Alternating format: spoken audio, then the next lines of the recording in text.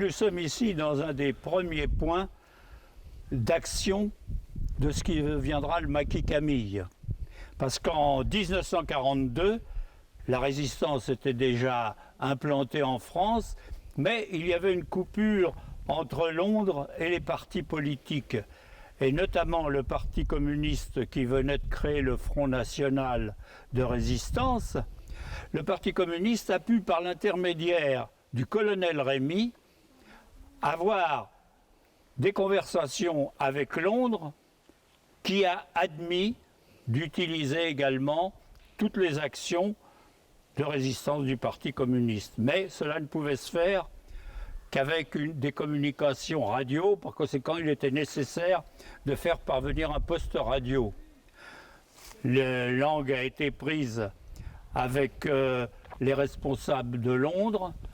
Nous avons, nous, trouvé un terrain qui présentait des avantages, c'est qu'il était en plein bois, suffisamment loin d'une grosse bourgade pour que l'opération puisse se faire de nuit sans que ça alerte toutes les populations, suffisamment près parce que nous étions obligés avec notre équipe de vivre à côté et nous n'avions pas de moyens de nous déplacer, il fallait marcher à pied. Et comme nous avons trouvé ce terrain qui se trouve à peu près à 300 mètres d'ici, un jour, nous avons eu la phrase qui nous a permis d'avoir le parachutage le 22 novembre 1942. Par la date, on voit bien que c'est dans les tout débuts de la résistance et de la conjonction de Londres avec le Parti communiste.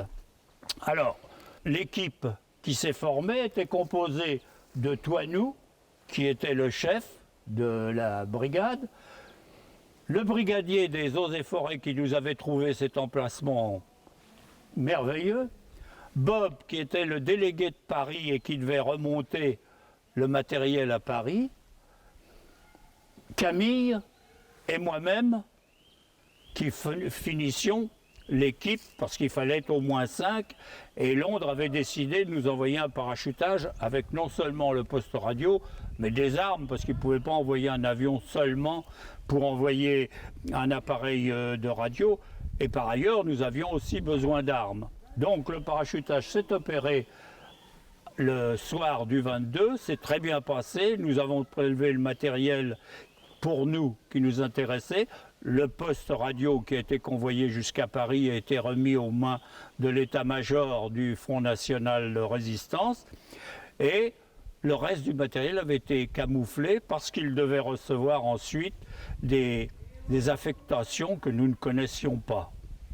Malheureusement, quelque temps après, Bob s'est fait arrêter dans une des nombreuses rafles qui se produisaient à Paris et là, il avait sur lui un papier qui donnait l'adresse des enfants à Silver et les Allemands ont pu remonter toute la filière.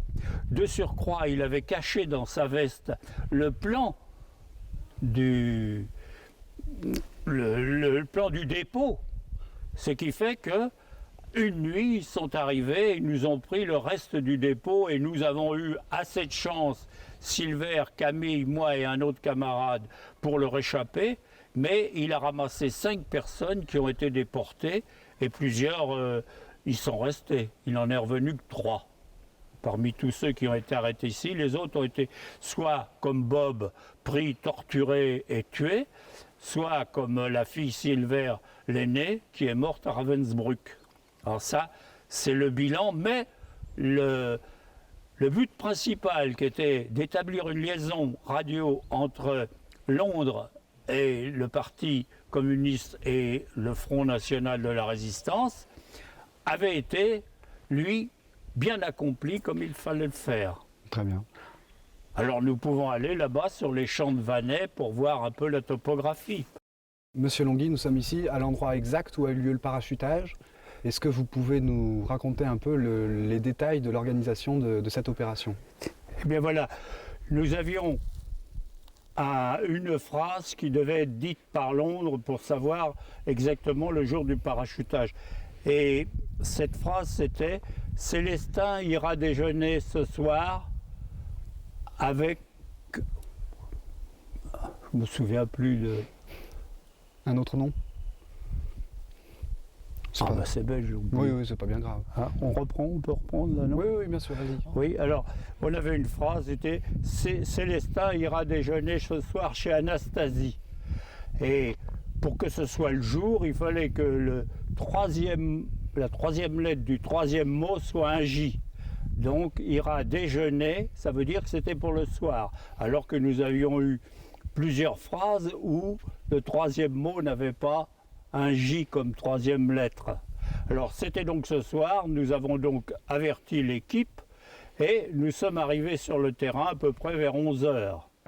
Nous avons mis en place un balisage avec des lampes électriques. Il s'agissait de faire une pointe qui indique le sens du vent pour permettre à l'avion de parachuter contre le vent pour ralentir la descente des parachutes, donc utiliser la moindre place. Or, vous voyez derrière nous les champs de Vannes, ça n'était pas très grand et ça n'était pas très visible pour un avion à 150 ou 200 mètres d'altitude. Cependant, après minuit, alors que nous commencions à désespérer, on a entendu un bruit d'avion et en effet, un quadrimoteur est passé par-dessus nous une fois. Nous lui avons fait la lettre convenue qui était la lettre A. Il nous a répondu par la lettre convenue qui était la lettre N. Et dans ce cas-là, nous n'avions plus qu'à attendre les parachutes. Deuxième tour, l'avion largue les parachutes et nous les avons ramassés.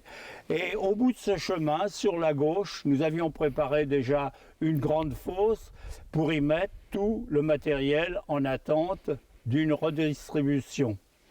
Une fois tout fini, à 6 h du matin, alors qu'il gelait à pierre fendre, nous étions en nage tellement nous avions travaillé et nous sommes revenus au moulin Simoneau où nous habitions pour nous coucher.